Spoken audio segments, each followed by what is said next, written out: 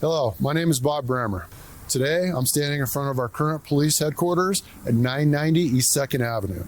This building was originally built in the 1940s and served as a car dealership for many years.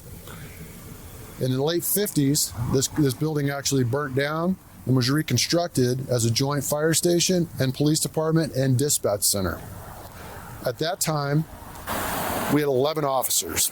Over the course of the last 4 or 5 decades, our department has grown to 77 employees, which serve in the same space and capacity. We no longer work with the fire department in this building, nor the dispatch center, but it's still the police department, and we continue to grow as well as our community continues to grow.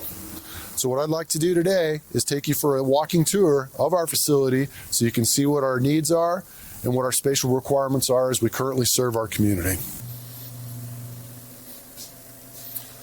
This is our lobby.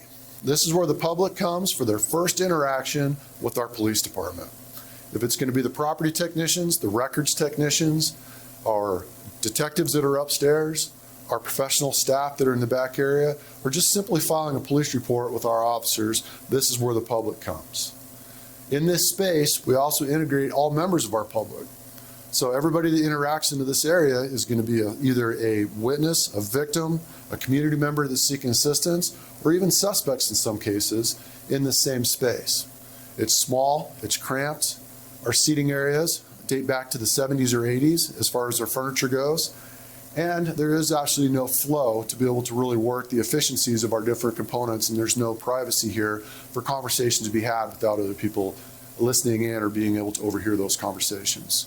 The front window for the records is a first point of contact, and as you can see, the security aspects of this are very limited and do not provide our staff much protection if there was an outside threat that was moving into this area.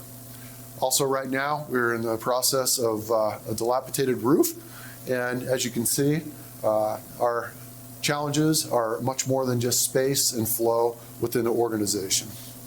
Property and evidence rooms are vital to any function within a police department. Not only do they store evidence for prosecutions, but they also ensure successful outcomes for victims and the community as a whole. So when we look at our property room, you can see currently it's bursting at the seams. We've got overflowed storage that's not only stored out at the substation in 3 strings, but it's also stored in our electrical room right down the hallway. And when we look at evidence rooms and the liability that's associated to it, this is one of the most highest liability areas that a police department can encumber. And as you can see, again, our storage space is our office space. The demands of policing continue to change and expand. With that, police officers are required to carry more and more gear. The lockers of the late 1980s are no longer adequate as far as how much gear officers are required to carry within their capacity of doing their job. Our lockers do not have charging stations for radios, for lights, for batteries, for supplemental devices, which are required for each officer to carry while they're on duty.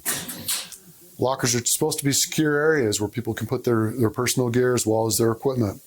Within this area, many of the officers are required to store their equipment outside, on top, and below the benches in this cramped facility where they're required to come both on and off duty before and after their shifts each day. This is our patrol room. This is where the officers come back and they do the reports as they report their activities throughout the day.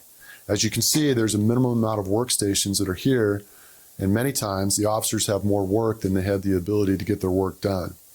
Officers either wait in line or they have to go find other workstations throughout the facility and double up on computers throughout the area just to accomplish their daily task. If you've ever driven by the Durango Police Department, you'll notice our police cars are parked on the street, not only on East 2nd Avenue, but 10th Street as well. The Durango Police Department occupies nearly 30 parking spots in this vicinity of the downtown area. Our patrol officers, as well as many of our civilian support staff that work here, have to park in the residential neighborhoods, further congesting the parking issues that we have here in Durango.